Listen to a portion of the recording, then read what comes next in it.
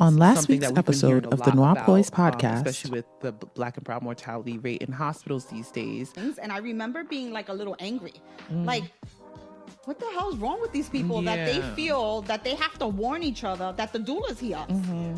The minute that has become a trauma-filled experience, then what are we doing?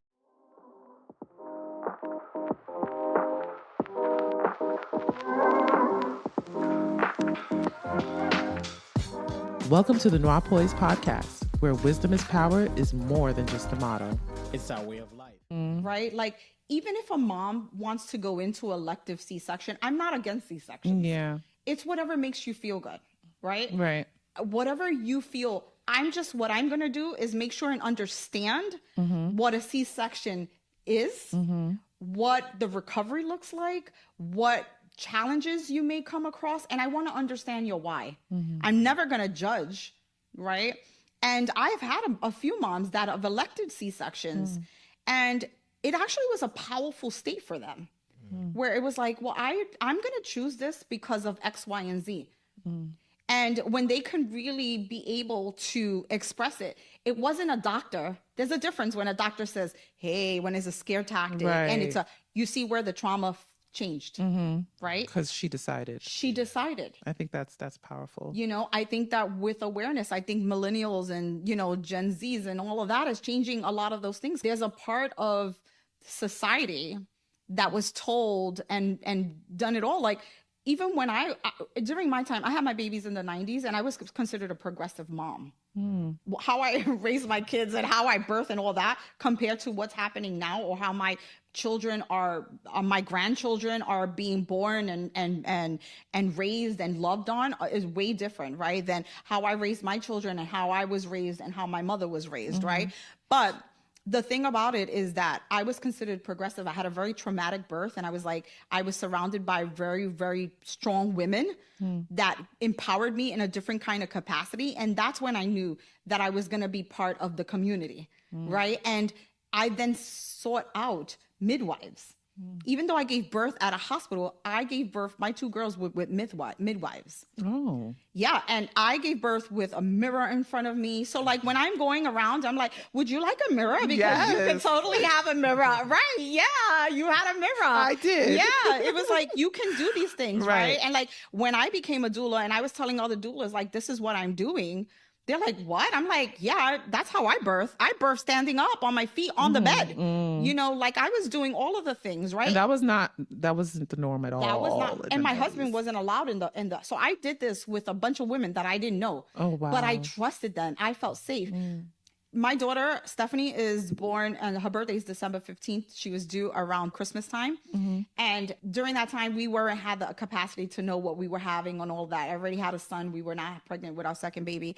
And I got there super fast. And they were like, you're going to have a baby, like, in another hour or so. And literally, I was, like, afraid a little bit. And I remember they said, well, what do you think you're having? I said, I think I'm having a girl. What will be her name? Stephanie. And they started singing Christmas carols in the labor room, which is Christmas is my favorite thing. Holiday, well, I like all of the holidays, but something about Christmas music, they didn't know that part. But they could see that whatever it is. And I think I made a comment because they had they were wheeling me off. They had a Christmas tree and they picked up on that. Wow. And it changed my thoughts. And so I love that. Many years later, I am now helping moms like, oh, so you like Christmas? I had a Christmas baby not so long ago. And, I'm like, I brought a little Christmas tree in the room. I had Christmas lights in the room. Like, let's do this, right? Like, you can do that, right? Like, and that's the thing. A lot of women don't know that they can do that. Because even if you're having the birth in the hospital, you can do those things. You could have the dim lights and the music and, the whole nine. Like, it's possible it's never going to be home, but you can bring home. You can try to bring home to the hospital as much as you can. Yeah. Not invite people in, right? Like, just have limited visitors. I think what helps is the power of knowing that I decided what I wanted. Yeah.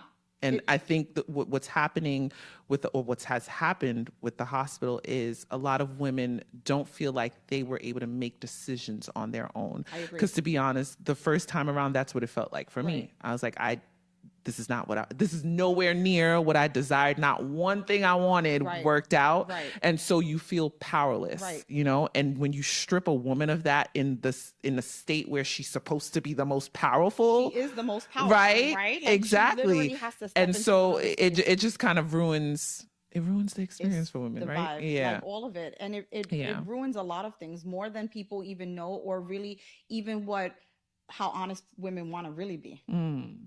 Right? Because I think that's one of the things that linger in the back of a head, in their brains, in their minds, in their thoughts. And that's where postpartum and all of the other things happen, you know? And so women are being more intentional and more powerful. And they are taking back and claiming their space. Right. We're taking up space. Yes. As we're we bringing, should. yeah, we're bringing life into the world. These children are our next generation, our future. And so why wouldn't you want to celebrate a woman in their finest form? That really is what's happening. Yeah. And that's the difference between a home birth, I think. When you're in home, we are celebrating. I'm part of the board. I work alongside of One Love Midwifery, and we have a good time. We sometimes dance, we laugh, we, you know, my midwife has made eggs for the mom, you know, after it literally doesn't feel like, it feels like a gathering of family. As it should. It feels like community. It feels like community. It feels like I want to say like the auntie, the older auntie, you know, where I'm over here taking care. Are. Yeah, I'm not the grandma just yet. But you know, the family that has like the generational parts to it, where you feel safe, you feel heard, you feel seen, you feel all of the things that you need, whatever it is that you need, you know. I actually have done my second and third callbacks to my families, like with One Love and without, you know what I mean? Where like, and that says a lot as a doula, where I'm being called back for the fourth baby and I was there 2 babies ago. Because they love you. Well, thank Why you. Wouldn't I they? appreciate that. Why That means they? a lot to me, you know, but it's a real thing where you can really do that, right? And it really makes a difference. A home birth is a space where you can really transform your life. And especially, I love it if it's your forever home, where it's like you will forever have those memories there, where you feel, and women are trusting themselves. And that is why they're stepping into that space where it's like, I feel like I can do this, you know, which is important. And, you know, women are doing it. Women are doing it. And like in all capacities and forms. Recently, we've had even like siblings be part of it, where like the siblings are cutting the umbilical cord, or they're weighing the baby, or like cheering the mom on, I love that. you know, or like trying to catch the baby, all of that. And actually a lot of sons, which I am really excited about, because them going into manhood, understand what their thoughts are. Like that's change. We are activating because change. I think it's something that we don't talk about with young men at all. They go in unknowing, like not knowing anything, and those young men are then the fathers that don't even know how to support the moms who are in labor. And that brings me to the concept of the VBACs. Yes, because I know you're big on doing VBACs. Yes. At home, yes, I do. Which is which is amazing. So a lot of moms who may be watching this may have had a birth and had a C-section, and may want to get pregnant again and have another baby and go the home birth route. So what does that look like what's the difference for a mom that's going in as a VBAC versus a mom that's, you know, who's had a vaginal birth already. So what does that look like for moms? There's a lot of because of course there are risks. There are risks, right? Like there's a big risk, right? And so the first thing is you have to, once again, get the right support that's gonna hear you and see you, and understand, and really give you an understanding of what your body is capable of, right? Because not everyone, although we can try for a VBAC, doesn't mean it's always going to be successful. That's just how things are, right? You know, C-sections happen sometimes for reasons. Then there's other times where those reasons are not valid reasons, and those are the best candidates for a VBAC at home, because the risk is lower, because ideally if you're in a hospital and you are high risk, you are at your safest place. At home is not going to be, because it's going to take some time for people to get to you, right? So number one rule, safe mom, safe baby, always, no matter what situation we're having, okay? But with a VBAC, you're at home. It's also, I think being open and having, once again, everybody on the same page, like your partner and the people around you, that's the first goal. The second goal will be finding someone that's going to listen and give you a pure, honest choice and understanding. Like that's big, because sometimes you may say, I want this, and we can't always have what we want. Right? Yeah. But if you get the green light and you got the right people to support you, you need a great team. So you need a great doula that understands what a VBAC is all about. And then you also need a great midwife to be able to bring it all the way home. You need that doctor. Right. And so that's really it in a nutshell. But you really, like I said before, when it comes to body, mind, and soul, it all has to be connected again still. Yeah. You can't just sit here with, if you have a big ego, like, yeah, I'm going to do this, and I'm going to do it regardless. No, girl, like you really need to make sure that you're safe and your baby is safe, right? You can't be hung up on the idea of, I just want a VBAC. I just want a TOLAC, like a trial of labor, right? Like after C-section. Those things, yeah, you can try. And it's always nice to try, right? But you have to be open and ready for whatever outcome that is, right? Yeah. And, you know, when it comes to a VBAC at home, unmedicated VBAC, because there's a lot of categories of all those things, right? Like even a hospital birth, unmedicated, a lot of the doctors are like, what's happening? No, like, don't do that. You know, I'm like, yeah, no, we're After gonna you do say that. something and they come back like, are you sure? Yeah, exactly. You don't wanna. But at home, it's almost the same thing like any mom, right? Where we're just looking for different things, like what their pains are. You know, if a mom is feeling uncomfortable, where is that uncomfortableness? Because you have had an open abdominal surgery. Right. There's a lot of things that, medically, a doctor is looking for. Okay. Gotcha. Just to keep mom safe. Right. And then you also have to I think it's important to have a doula that's willing to take the challenge. Yeah. Because that's another part, right? Yeah. Like everyone, I tell people, yeah, I've had VBACs at home. And they're like, what? Are you nuts? And I'm like, yeah, I trust my doula. That was one of the things I fell in love with you about. When you told me that, I was just like, oh, it's her. We found her. Yeah, I love that. Thank you.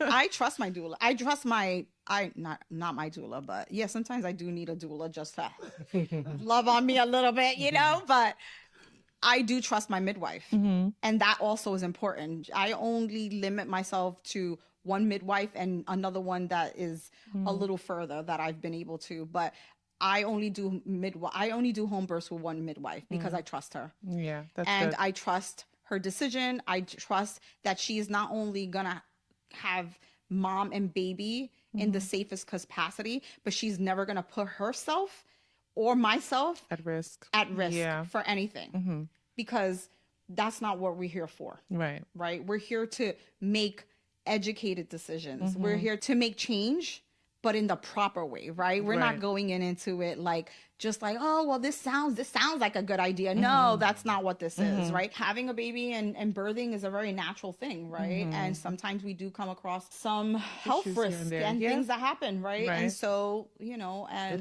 it happens. Yeah. But I say try. Even if you have it for a moment, the idea, if you can entertain it for a moment, entertain it. Because what happens is that if you've given yourself the full understanding from beginning to end, you feel empowered. Yeah. And that's the difference. Yeah. That's how we empower our women. That's how we empower our generation. That's how we change the narrative of the story. Right. And so that is how we work through that, and really make a difference. But let me tell you, not everybody believes in a VBAC. Not everybody thinks it's all of the things, all of the everything, it could be in the hospital. It could be the nurses. It could there's not a lot of midwives that would do it either. Right. That's a big thing, but trial labor after C-section, which is a TOLAC, is very important. I think even if you're just entertaining the conversation, so you could understand.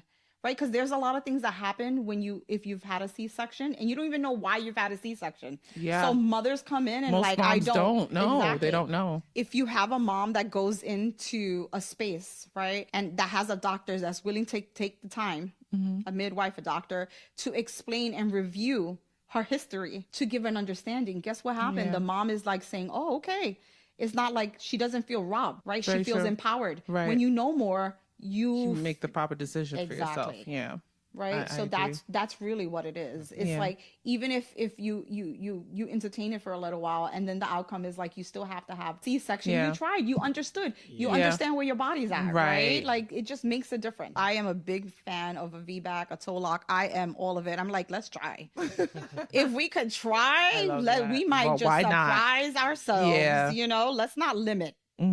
Especially if there's no limitations, right? Like, if your body is willing, able, healthy, and ready, let's do it. And your body wants to do it. That's your body wants to do it, right? So I'm really thankful to be here, and I feel like we've been talking about a lot of things, but I think one of the things that I would love to understand from your perspective, from the both of you, because I've been able to doula you, right? Like, be part of your family, your life. We stayed in connection. We've, like, you know, I see the babies. We've met for postpartum, like lunch, all of those things. You know, all of it. But you know, there's two things that I want to kind of speak about so that I can understand it. And I feel like it's important for other people, since I'm a doula, is understand what it was like for you to have a doula and the full understanding. And also, I think, like, with Sam, it was important because I spoke to Ruth first. Then she's like, we need to, like, talk to my husband. And then we got on a call and it was like, boom, like, it felt really natural, which is important, right? And I think, like, dads play such a major part. Like, the partners play such a major part. Because I know moms that wanted to do home births and their husband was like, no, and they didn't do it. So or even just have a doula, for instance. Right. It's true. I've had families where I had to walk away and said, call me back when the both of you want me there, because I can't be there just for one. And only because it doesn't make sense, right? Like, I can't make a sacred place. Right, if we're not all on one page. If you're not allowing me there. You know, and I've been called a sexist from a dad before. Stop. I kid you not. So dads really, you know, I not see your shirt? You know, listen, I'm like, I am. I hate to admit that, but I am here for the mom. The mom. I am, and I will support you after I have the mom where she needs to be. Mom is number one first, right? But, you know, my son became a dad. Yeah, I remember you told me that story. I love that. And he taught me that dads need doulas just as much, if not more, than moms. They do. Which is insane. So I would love to hear your perspective. Honestly, you were such a lifesaver, just for the mental load. Because I obviously trust my wife, right? Which is why I agreed to go through the process from the very beginning. And I tried to be there emotionally for her, right? But how could I say this? I felt like I couldn't relate to her because she's a woman. You know, I don't know what it felt like. Right. I don't know what she was going through. I don't know the ups and downs and everything. But when you were there, you were really able to help confirm how I should react towards her. When I should, you know, just let her vent versus when I should be encouraging her. And I'll never forget, you gave us a pamphlet way before the birth. I stayed up one night and I scanned everything. I love that. And That's then a good dad. Good husband. He's a keeper. He's a good man, Savannah. I love that. I scanned everything and I put it on ChatGPT. I love that. And I literally told ChatGPT, remember this because I'm going to have some questions. And literally, before he got there to the hospital, I was on my phone like, all right. My wife said she's feeling this. What now? What now? I love that. You did your own research. Yeah, you did. You did a lot. Yeah. I watched a ton of videos. I'm still subscribed to some channels on YouTube, I think. But having you there, I think it really helped me focus on the humanity of things. Like before, I think just like the healthcare system, I was focused on her safety. Yeah. You know, every doctor's appointment we went to, they reminded her, you know, you had a C-section. Right. We're going to support you every step of the way, but you can see in a sense, the condescending tone. The doubt a little bit, like, you know, the side-eyed. Right. And even the physician that was part of the day shift, the next morning we saw her. And I don't know if we told you that. The first thing she said was, you exceeded my expectations. So it kind of verified, like, I know that you was were. it. Listen, that's a compliment. That was all she, like disrespectful. Disrespectful. Yeah. She literally walked in the room the day after, and that was all she said. Yeah, shame on her. Yeah, that was all she said. Hopefully. But because I showed her. every man that I've spoken to, and now father that I've spoken to, they want to help. they want to be there for their wives, but they're unsure. Right. And they're always battling with the doubt. Right. They're unsure of who to speak to. Right. And to have a trained professional like a doula say, this is where your place is. Right. I think men are very logical. And if we're pointed at the right direction, we're going to try to ace it. Exactly. But I think the problem is we don't know what direction Right. it's going to be. I've seen in movies, they rub her back. I don't know. Yeah. You know, Not rub I don't know on what time, right? But you help me understand when to do it. Like you would tell me, there are some times like we were there and she would say something and I'm quick to react. Yeah. And you'll literally do this. She's like, yeah, I remember you told me that. Just wait. This is supposed to happen. Or one time she said she was experiencing something and my heart dropped. But when I looked at you, you're saying, you mouthed to me saying, no, this is supposed to happen. This is supposed to happen. And Yeah. if you weren't there, I would have been, I'm going to call the doctor Yeah, right now. So reactive, right? Yeah. Reactive. Yeah. So it's kind of compared to, I would say, just like you wouldn't go into a courtroom. Right. For a trial where your life is on the line, Right. without a lawyer, Yeah. don't go into a I love that. Oh, I love that. Yeah. Compare it to that. I love that. I think it's a great comparison, because it's true. I think for me, at least, I can't speak for a lot of other doulas, but for me, I definitely doula a little different, and it's important for me to meet the dads and really speak to the dads and like have a communication where it's like, it's okay, and just kind of understand, because I can touch a dad on the shoulder like it's okay, and because there won't be any words, but they feel safe. Yeah. Right. Like this trust, right? There's an understanding. Like there were moments where, you would look at me and I look at you and I'm like, I just do like that and smile, and your shoulders just kind of went. Yeah.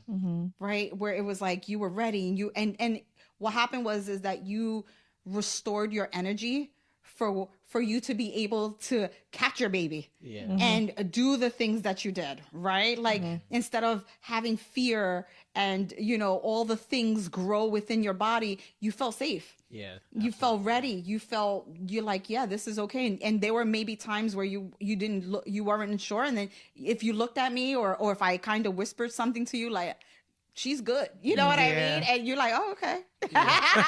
And your shoulders went down because, it can be a lot. It can get a little more intense. The moms, they're in a whole different space.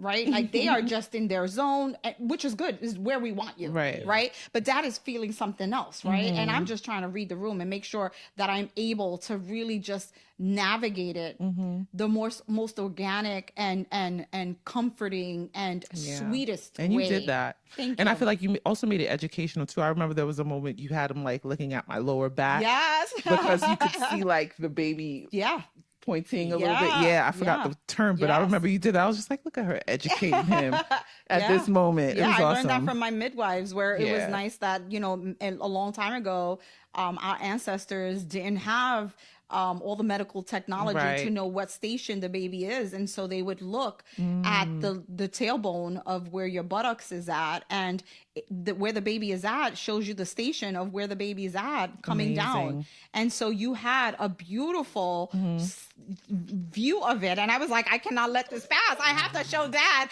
And I love that you were so receptive to it, right? Like really in it, like, this is because this is part, although you're actually having the baby, but this is also your baby, right? So like it's the best way to help dads feel part of, a misconception is thinking that doulas are there to take over. We never want to be, I never want to be taking over.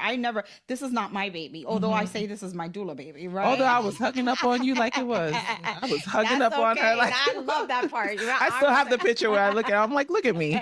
Hugging you like you my mama. Listen, I'm okay with that. Listen. I'll never forget the moment too where you told me to sit aside very early. You told me that there's going to be a moment where she's going to say she can't. And that's when she's almost there. Right. And like clockwork, she started saying, I can't. And I remember if you didn't tell me that, I would have thought, because she's, again, she don't even remember that. It's so crazy. I do remember that. She's extremely tough. So I've never seen her in that much pain, obviously, before. So if I was to hear her say that, again, I wouldn't have... my heart would have sank, and I wouldn't know what to do at that moment. But then, because you informed me, it was more so of a confirmation, like, oh wow, like we're almost there. Yeah, almost there. Yeah, that's a very true statement. I think I remember that part, and I remember looking at you because you kind of like it was like everything was like coming forward in his brain, right? And he was like receptively taking it all in, like, Like watching you, like, wow, she's right. Yeah, honestly, I'm not sure if you've seen the Avengers, the Endgame, but when you came into that room, it was like the final scene. Like, it was like the final scene where you're like, okay, I have hope now, you know, like. So funny. Like, it was amazing. I love that part, but it was true. It was like, and we know that, and that's why it's important to have like a safe word and things like that, because you never want to put moms in a place. Having a baby is not the easiest. It's doable, but you really challenge a lot of your body, right? And pain is tolerable. It's one of those things where it's temporary, right? It's all of those things, but it can be painful, and you have to work through it. You know, it's a different kind of pain. It's a different discomfort. Yeah. And 85% of my births are home births, and there's no medicine there. Like you in it for the long run, right? Like unless we're gonna go somewhere else to have, because that's the one thing midwives do not have. Like they're not giving you any kind of epidural, interventions in any kind of way. So I remember that part. I remember looking at you and saying, the same look that you've had, I've seen in many dads or many partners before. I don't know if you remember, but it was like there were times where I was like giving you just a synopsis, like, okay, this is gonna happen. This is what's gonna happen. You know what I mean? Like just to kind of understand. Because, you know, there's a lot of emotion. There's a lot going on. There's a lot of energy. There's a lot of things, you know. It was also a little late. You guys have been going through this, dealing with this for a while. Like we've been, you know, through the journey for a while, right? So it was nice to be able to be welcomed by you. And I think that was it was so important, because it makes my job easier and that more special, right? Because if you have a dad that's calling you a sexist, that's crazy to me. I'm so confused by that. I would honestly, likewise, you've shown me how involved I could be. Not just involved, like, oh yeah, let me find something for you to do. Right. Like, no, you're important. You're needed. Right, of course. Typically have the idea where when a woman's in labor or a woman's going through the process, your job is to stay out the way. Right. And that's the sense I kind of got in the hospital. Where I'm here for moral support, but for the most part, stay out the way. Where you brought me in and you explained to me that I'm not just here just to be here, but I have a pivotal or important part in this process. You do. She's going to love your touch more than me. That's how y'all got there. Yeah. Okay. That's fine. Two is that this is your baby. Yeah. And nonetheless, you bring in a son into the world, right? And so you want to be the change, right? Like if you're already adventuring out into the thought of a home birth, a VBAC, like all of the things, right? A doula, you literally have like went from what people have wanted or society thinks that you should be doing. You're over here on the side, like, no, I'm gonna do this, right? And so that the fact that, you know, we need to tell more brown and black men and partners, and you can be part of this. You shouldn't be over in the corner, quiet, being told what to do. No, take up space in here too, right? Just understand that these things are happening, and when you know, you're able to walk into it just a little. It makes it a little more easier, so that when you're really needed, you can be there and not just fully drained, right? Like, and that's a real thing. I've had dads that, or partners in many capacities. You know, I've had autistic dads. I've had dads that have had a surrogate and they are now, right? And so all of the things, and it is all kind of the same, right? Like it's an understanding of like, I want to be part of it. I want to understand it. I want to know what you can tolerate as well. So men cannot see a lot of things. They can't see their wives, the one that they love the most, right? And in a very uncomfortable place. Yeah. That's tough, right? And feel helpless. Yeah. I was just going to say, I feel like they can't do anything about it. Right. Yeah. That's hard, right? So when you have a doula that can come in and say, hey, this is your place. This is your space. This is your lovey. This is your baby. This is all the things that, this is a great way to lead and be of help and be seen and just share love. Yeah. And be open to it. I think it really changes the narrative. And so when we're talking about culture change and making differences, we've talked about so many parts to it. You see how it's like a moving car. Like there's many parts to it, including dads. Like you have to include dads. You have to include the partner. Yeah. If they want to be included, that's another thing, right? Because that's not some always dads the may case. not want it. Right. Yeah, that's true. Right.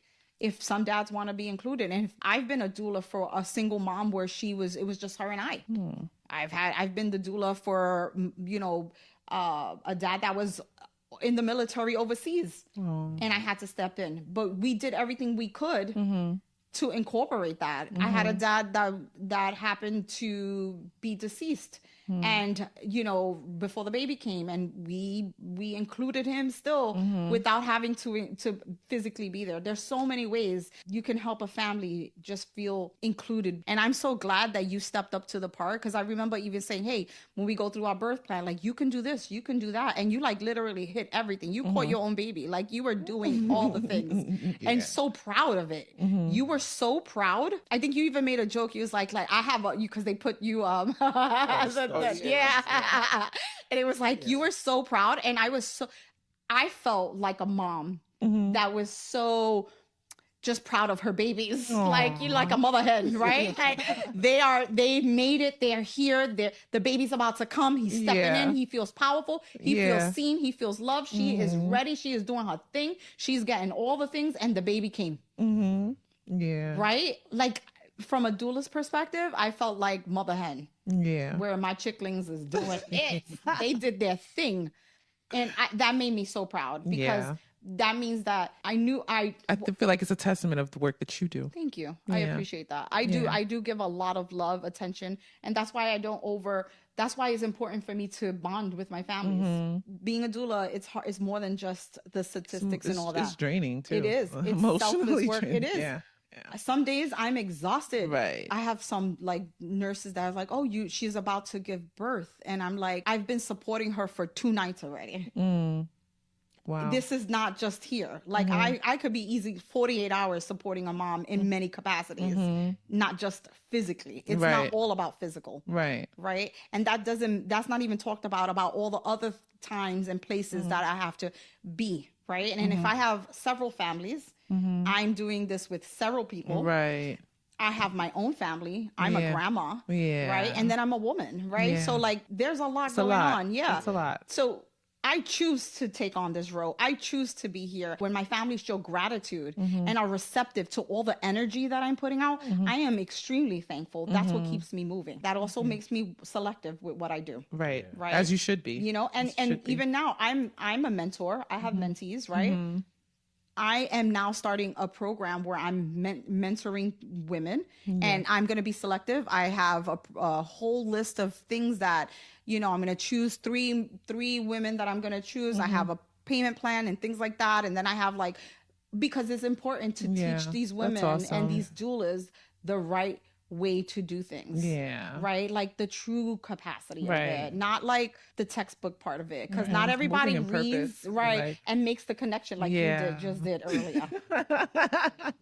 Okay. Moving in purpose. Because that's one of the first things that stood out. And this is not a knock on education. I think education is great, but experience triumphs education. Yes. And there's certain things that you were saying that I was just blown away. And I think I mentioned to you, you're not going to find this in textbooks, you know? So I'm glad that you said that, because that's one of the things that really stood out to me is you showed us through your experience, you know, what to expect that a textbook or a professional doctor wouldn't be able to do. And that's coming because I'm coming from a place of love and understanding, and failures and knockdowns of my life, like real life experiences. Yeah. Right. I come in with no judgment. Humanity. I come in with, you know, all the experiences. That's what makes me a good doula. You know, I'm also a little more seasoned, but because I've been doing this for a long time in my life, but I wasn't labeled as a doula, right? And I was a pre-K teacher for 22 years. I served my community. I was just changing the way how I was going to serve the community. How you showed up, right? Like, so all of those things are big positives of my life. But I remember 20-something years, I was in a hospital with a friend, and the nurse was like, have you ever considered being a doula? I'm like, I don't even know what that means. And that sounds like a funny word. Yeah. And, you know, she's like looking at me like, girl. And I'm like, look giggling. Yeah, I'm like, and I did. Yeah. And it had a synopsis. I mean, you're talking the 90s, right? And so it was like this big. And I thought, oh my goodness, this is exactly me. I would love to be a doula, right? Yeah. But I had little people running around, and I wasn't in a place. I was in graduate school, and I wasn't in a place that I could do that. And I'm thankful it was divine timing that I was able to be where I have empty nest. manifested and really did and had my life, had the experience that allows me to be better at what you do now, to do what I do, right? Like to be able to give.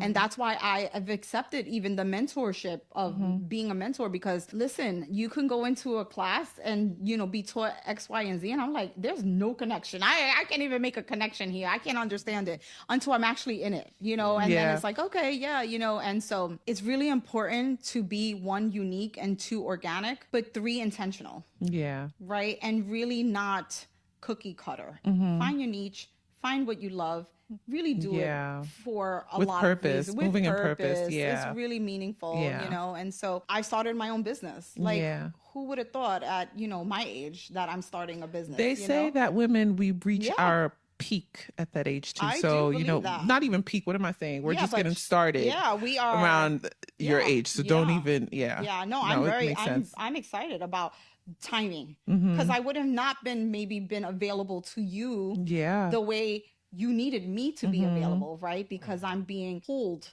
from other spaces and places, right? Yeah. And people. And so now I have the ability to go in. I also have the strength and the knowledge and the understanding and the badass mother helper that I am say, that doesn't work for me. Right. And you're not going to talk to me like that. Things that you have to be really be prepared for and so brave, funny. Be brave and fearless to walk in, you know? And so I've been working on being authentically fearless so that I can show up in the best capacity. And I really do believe that my experience and my doula babies, you know, I literally at the age of 38 prayed for a baby. I wanted a baby so bad. Tell me this. And I was like, I don't understand why we can't have a baby. Like we were teenage parents, and by the age of 24, I had 3 babies. And then we did a thing and we did our thing, and we already had our house and the kids were getting big. And I'm thinking, I really would love a chance at being a mom again. And you know what? God answered me in a whole different capacity, because you got a whole lot of babies. I became a doula, and I have a lot of doula babies. He said, you want one? I'm going to give you a lot, girl. So there is not, in a month, I see all my babies. I touch them. I talk to them. I get pictures. I literally am I'm living my best life. Like you said, mother hen. Yes, mother hen, honey. I am chilling. Like I am living my best life. And you're doing amazing work. We are so honored to even know you. And we commend you for doing the work that you do. Because like you said, it's selfless. Yeah, it is. And you're amazing. Really, thank you. So before we go, just let our listeners know where they can find you. Yes. You said a few about what you're doing right now. Maybe your social media handles, just so people can follow you, find you. Yes, thank you. Okay. Well, you can find me almost anywhere. No, listen, if you've seen one of my doula families, they'll tell you the best way is to find me by talking to the community and finding out where you can reach me. But if you can't, the best way to reach me is through social media, which is IG. My handle is @DivineWarrior_, and there's links for my website there, all of the things. You can email me, DM me. I'm sure, the birth world and the families is a very small world. You'd be surprised. Yeah, I'm learning that now. Who and what's people know what. People know everyone. And I'm like, oh my gosh. I didn't know you there was even a mom that you're like, I didn't know you were her doula. I'm like, this is real, you know. Very small. Yeah, I think I am part of a lot of things. I do a lot of community service. I work with a lot of different people. So I am Divine Warrior CG Birth Services. And also I am a mentor, which I'm starting that program, choosing 3 women or doulas a year to be part of my mentorship. I've had 2 doulas thus far, and so I'm bringing it all into the world in that space. I've had a lot of mentees, but I'm now bringing it as part of my business to kind of be able to really give the time and really give individual mentorship. So I'm doing that. And I'm also have, it's, the Divine Warrior, being a Divine Warrior. So I also have phone calls where I'm doing like talks with 30-minute chats if you are Oh, part I of a love that. mentorship. Okay. You're looking for a mentorship, have questions, concerns, if you want to debrief from a birth, like that. And so there will be a fee for that as well. I And love just that. finding ways to help the community and really be of service to not only our families, but now I'm opening it up to doulas, because I feel that I'm only one person and I can help a certain amount of families, but I am an educator by heart. And so in order to help other families, I'm going to help more doulas, Right.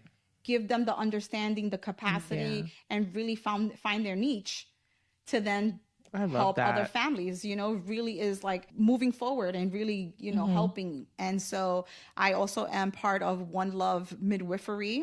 I am one of a few doulas that do a lot of births there. So you can always, if you're looking for a midwife, she is a great. I haven't had her, but she was actually the one that I wanted. Yeah. Dr. Heather Hines is really a big component of the community. She's really making change. We are working on a birth house for Long Island. Love that. And I'm part of that board. And so I'm really excited for that. So we're really trying to bring more to our community. I also am a doula ambassador for Stony Brook Hospital. I'm there trying to make change and bring change and lower the C-section rate. So that's big.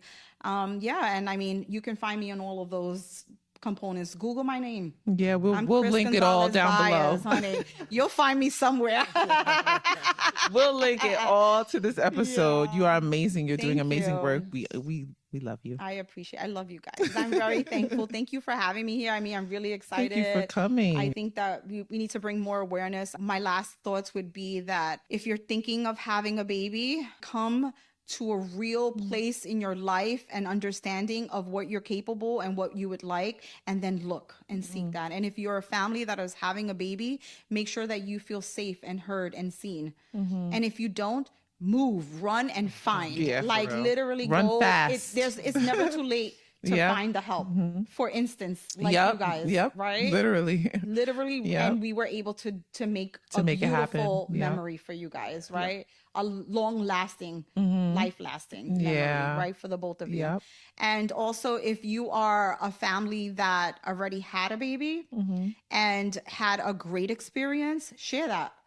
Share that. The more we talk, the more we listen, the more we share, the more we people will know what the possibilities are. Exactly. Share your story. It's not textbook, right? Like it's true feelings, it's true experiences, right? Like, so do all those things, and that's gonna put you in the right path. Seek what you need. Right. And so great. She's like, I'm gonna give y'all all the information. Yeah, because listen, people don't know. Yeah, they don't. And there's so many lost people in so many capacities, right? We're not even just in general, but birth itself or starting a family, right? Like you can get a doula for almost everything and anything. Life happens. And it's so funny because I even love dogs, and a lot of my families have dogs, and I ended up having like great relationships, and I get my like little doggy super I'm serious. I actually was just working on a post of all the dogs that I've had, and I counted there are over 60 dogs. Wow. And cats that I've sometimes had postpartum, had babies in my arms while mom is shopping, and I have a cat here and a dog on my lap. That's so funny. Like, how cool is that? Like, that's awesome. That's my life, right? Like, so like surrounded by love. Surround yourself by love. Surround yourself by true, organic, loving people that can really guide you and really get you to where you. And if you're lost, listen, ask questions, look for what you need, be honest about what you need, right? And talk about it, because there's no shame. There's no room for shame. Right. No judgment. No judgment. And if someone's judging you, listen, run. It's true. Run. So true. Not the one for you. Yeah. Not the one. Not a doctor, not a doula, not a family member, not all of that. You can rekindle all of that later once you've been able to really restore all that greatness within you, so that you can be, because we're really working on generational changes. Yes, that's the goal. That's the purpose. Right. Yeah. And so making sure that they do better, they are better. Right. You better be better. Right. Yes. We're not asking for perfect. We're asking for better. And right, we're looking for healthy healthiness in everything we do in life. So safety is number one key. I love it. We love you. Thank you so much. You guys, Thank you for coming. So you can follow Chris on her Instagram, and we'll link everything down below that she mentioned. See you guys on the next one. Yeah. Bye. Thank you for spending your time with us. We hope you gained some knowledge today that'll promote poise in your life. We have new episodes uploaded every Thursday right here, same place, same time. Until next time, you can follow us on Instagram at NOIRPOISED Podcast to stay connected. That's NOIRPOISED Podcast. We'd love to hear your feedback. And remember, your wisdom is power.